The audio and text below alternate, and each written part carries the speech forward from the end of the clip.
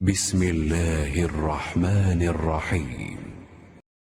شروع اللہ کا نام لے کر جو بڑا مہربان نہایت رحم والا ہے۔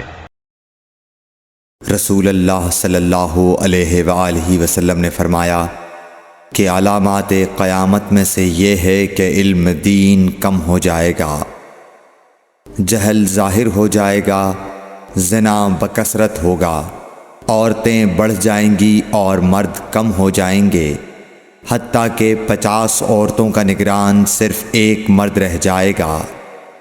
صحیح بخاری حدیث نمبر 81۔ رسول اللہ صلی اللہ علیہ وسلم نے فرمایا کہ میں سو رہا تھا، اسی حالت میں مجھے دودھ کا پیالہ دیا گیا، میں نے خوب اچھی طرح پی لیا، حتیٰ کہ میں نے دیکھا کہ تازگی میرے ناخنوں سے نکل رہی ہے۔ پھر میں نے اپنا بچا ہوا دودھ عمر بن الخطاب کو دے دیا۔ صحابہ رضی اللہ عنہم نے پوچھا، آپ نے اس کی کیا تعبیر لی؟ آپ صلی اللہ علیہ وسلم نے فرمایا، علم۔ صحیح بخاری حدیث نمبر 82۔ حجۃ الوداع میں رسول اللہ صلی اللہ علیہ وسلم لوگوں کے مسائل دریافت کرنے کی وجہ سے منا میں ٹھہر گئے تو ایک شخص آیا اور اس نے کہا کہ میں نے بے خبری میں ذبح کرنے سے پہلے سر منڈا لیا۔ آپ صلی اللہ علیہ وسلم نے فرمایا، اب ذبح کر لے اور کچھ حرج نہیں۔ پھر دوسرا آدمی آیا، اس نے کہا کہ میں نے بے خبری میں رمی کرنے سے پہلے قربانی کر لی۔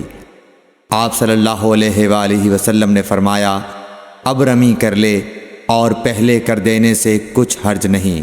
ابن عمرو کہتے ہیں، اس دن آپ صلی اللہ علیہ وسلم سے جس چیز کا بھی سوال ہوا جو کسی نے آگے اور پیچھے کر لی تھی تو آپ صلی اللہ علیہ وسلم نے یہی فرمایا کہ اب کر لے اور کچھ حرج نہیں۔ صحیح بخاری حدیث نمبر 83۔ نبی صلی اللہ علیہ وسلم سے آپ کے آخری حج میں کسی نے پوچھا کہ میں نے رمی کرنے یعنی کنکر پھینکنے سے پہلے ذبح کر لیا۔ آپ صلی اللہ علیہ وسلم نے ہاتھ سے اشارہ کیا اور فرمایا، کچھ حرج نہیں۔ کسی نے کہا کہ میں نے ذبح سے پہلے حلق کر لیا۔ آپ صلی اللہ علیہ وسلم نے سر سے اشارہ فرما دیا کہ کچھ حرج نہیں۔ صحیح بخاری حدیث نمبر 84۔ آپ صلی اللہ علیہ وسلم نے فرمایا کہ ایک وقت ایسا آئے گا کہ جب علم اٹھا لیا جائے گا، جہالت اور فتنے پھیل جائیں گے اور حرج بڑھ جائے گا۔ آپ سے پوچھا گیا کہ یا رسول اللہ، حرج سے کیا مراد ہے؟ آپ صلی اللہ علیہ وسلم نے اپنے ہاتھ کو حرکت دے کر فرمایا، اس طرح گویا آپ صلی اللہ علیہ وسلم نے اس سے قتل مراد لیا۔ صحیح بخاری حدیث نمبر 85۔ ہم سے موسیٰ بن اسماعیل نے بیان کیا، ان سے وہیب نے، ان سے حشام نے فاطمہ کے واسطے سے نقل کیا، وہ اسما سے روایت کرتی ہیں کہ میں عائشہ رضی اللہ تعالی عنہا کے پاس آئی، وہ نماز پڑھ رہی تھیں۔ میں نے کہا، لوگوں کا کیا حال ہے؟ تو انہوں نے آسمان کی طرف اشارہ کیا، یعنی سورج کو گہن لگا ہے۔ اتنے میں لوگ نماز کے لیے کھڑے ہو گئے۔ حضرت عائشہ رضی اللہ تعالی عنہا نے کہا، اللہ پاک ہے۔ میں نے کہا، کیا یہ گہن کوئی خاص نشانی ہے؟ انہوں نے سر سے اشارہ کیا، یعنی ہاں۔ پھر میں بھی نماز کے لیے کھڑی ہو گئی، حتیٰ کہ مجھے غش آنے لگا تو میں اپنے سر پر پانی ڈالنے لگی۔ پھر نماز کے بعد رسول اللہ صلی اللہ علیہ وسلم نے اللہ تعالیٰ کی تعریف کی اور اس کی صفت بیان فرمائی۔ پھر فرمایا، جو چیز مجھے پہلے دکھلائی نہیں گئی تھی، آج وہ سب اس جگہ میں نے دیکھ لی، یہاں تک کہ جنت اور دوزخ کو بھی دیکھ لیا۔ اور مجھ پر یہ وحی کی گئی کہ تم اپنی قبروں میں آزمائے جاؤ گے۔ مثل یا قرب کا کون سا لفظ؟ حضرت اسما نے فرمایا، میں نہیں جانتی۔ فاطمہ کہتی ہیں یعنی فتنہ دجال کی طرح آزمائے جاؤ گے۔ کہا جائے گا قبر کے اندر کہ تم اس آدمی کے بارے میں کیا جانتے ہو؟ تو جو صاحب ایمان یا صاحب یقین ہوگا، کون سا لفظ فرمایا حضرت اسما نے مجھے یاد نہیں، وہ کہے گا وہ محمد اللہ کے رسول صلی اللہ علیہ وسلم ہیں جو ہمارے پاس اللہ کی ہدایت اور دلیلیں لے کر آئے، تو ہم نے ان کو قبول کر لیا اور ان کی پیروی کی۔ وہ محمد صلی اللہ علیہ وسلم ہیں۔ 3 بار اسی طرح کہے گا، پھر اس سے کہہ دیا جائے گا کہ آرام سے سو جا، بے شک ہم نے جان لیا کہ تو محمد صلی اللہ علیہ وسلم پر یقین رکھتا تھا، اور بہرحال منافق یا شکی آدمی، میں نہیں جانتی کہ ان میں سے کون سا لفظ حضرت اسما نے استعمال کیا۔ تو وہ منافق یا شکی آدمی کہے گا کہ جو لوگوں کو میں نے کہتے سنا میں نے بھی وہی کہہ دیا، باقی میں کچھ نہیں جانتا۔ صحیح بخاری حدیث نمبر 86۔ قبیلہ عبد القیس کا وفد رسول اللہ صلی اللہ علیہ وسلم کی خدمت میں آیا۔ آپ صلی اللہ علیہ وسلم نے دریافت کیا کہ کون سا وفد آیا ہے یا یہ کون لوگ ہیں؟ انہوں نے کہا ربیعہ خاندان کے لوگ ہیں۔ آپ صلی اللہ علیہ وسلم نے فرمایا کہ مبارک ہو قوم کو آنا، یا مبارک ہو اس وفد کو جو کبھی نہ رسوا ہو نہ شرمندہ ہو۔ اس کے بعد انہوں نے عرض کیا کہ ہم ایک دور دراز کونے سے آپ کے پاس آئے ہیں، اور ہمارے اور آپ کے درمیان کفار مضر کا قبیلہ پڑتا ہے۔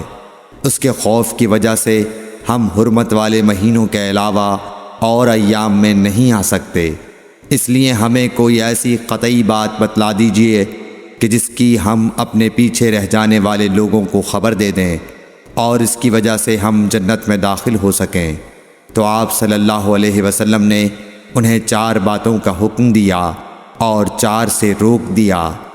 اول انہیں حکم دیا کہ ایک اللہ پر ایمان لائیں، پھر فرمایا کہ کیا تم جانتے ہو کہ ایک اللہ پر ایمان لانے کا کیا مطلب ہے؟ انہوں نے عرض کیا اللہ اور اس کا رسول زیادہ جانتے ہیں۔ آپ صلی اللہ علیہ وسلم نے فرمایا ایک اللہ پر ایمان لانے کا مطلب یہ ہے کہ اس بات کا اقرار کرنا کہ اللہ کے سوا کوئی معبود نہیں، اور یہ کہ محمد صلی اللہ علیہ وسلم اللہ کے سچے رسول ہیں، اور نماز قائم کرنا، زکوٰۃ ادا کرنا، اور ماہ رمضان کے روزے رکھنا، اور یہ کہ تم مال غنیمت سے 5واں حصہ ادا کرو، اور 4 چیزوں سے منع فرمایا، دبا، حنتم، مزفت کے استعمال سے۔ اور چوتھی چیز کے بارے میں شعبہ کہتے ہیں کہ ابو حمزہ بسا اوقات نقیر کہتے تھے اور بسا اوقات مقیر۔ اس کے بعد رسول اللہ صلی اللہ علیہ وسلم نے فرمایا کہ ان باتوں کو یاد رکھو اور اپنے پیچھے رہ جانے والوں کو بھی ان کی خبر کر دو۔ صحیح بخاری حدیث نمبر 87۔ عقبہ نے ابو احاب بن عزیز کی لڑکی سے نکاح کیا تو ان کے پاس ایک عورت آئی اور کہنے لگی کہ میں نے عقبہ کو اور جس سے اس کا نکاح ہوا ہے اس کو دودھ پلایا ہے۔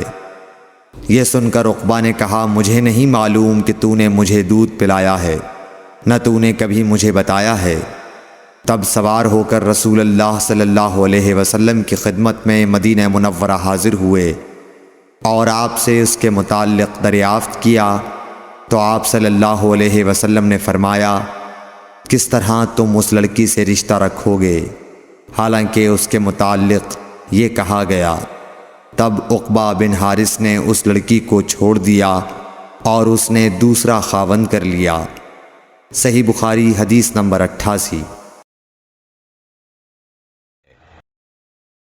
حضرت عمر سے روایت ہے کہ میں اور میرا ایک انصاری پڑوسی دونوں اطراف مدینہ کے ایک گاؤں بنی امیہ بن زید میں رہتے تھے، جو مدینہ کے پورب کی طرف بلند گاؤں میں سے ہے۔ ہم دونوں باری باری حضرت صلی اللہ علیہ وسلم کی خدمت شریف میں حاضر ہوا کرتے تھے۔ ایک دن وہ آتا، ایک دن میں آتا۔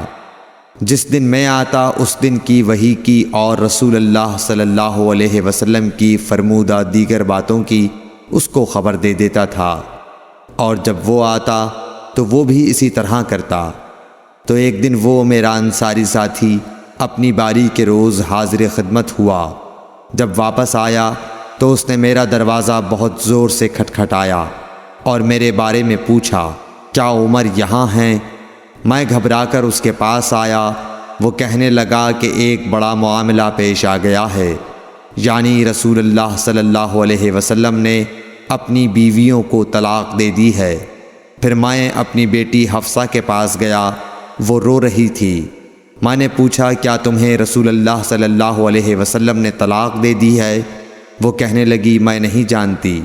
پھر میں نبی کی خدمت میں حاضر ہوا۔ میں نے کھڑے کھڑے کہا کہ آپ نے اپنی بیویوں کو طلاق دے دی ہے؟ آپ صلی اللہ علیہ وسلم نے فرمایا، نہیں، یہ افواہ غلط ہے۔ تب میں نے تعجب سے کہا، اللہ اکبر، اللہ بہت بڑا ہے۔ صحیح بخاری حدیث نمبر 89۔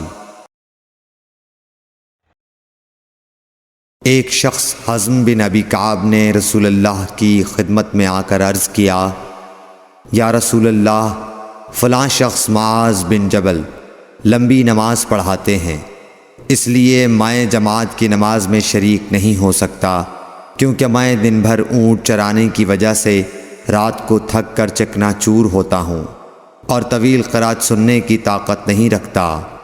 ابو مسعود راوی کہتے ہیں کہ اس دن سے زیادہ میں نے کبھی رسول اللہ صلی اللہ علیہ وسلم کو وعظ کے دوران اتنا غضبناک نہیں دیکھا۔ آپ صلی اللہ علیہ وسلم نے فرمایا، اے لوگو، تم ایسی شدت اختیار کر کے لوگوں کو دین سے نفرت دلانے لگے ہو۔ سن لو، جو شخص لوگوں کو نماز پڑھائے تو وہ ہلکی پڑھائے، کیونکہ ان میں بیمار، کمزور اور حاجت والے سبھی قسم کے لوگ ہوتے ہیں۔ صحیح بخاری حدیث نمبر 90۔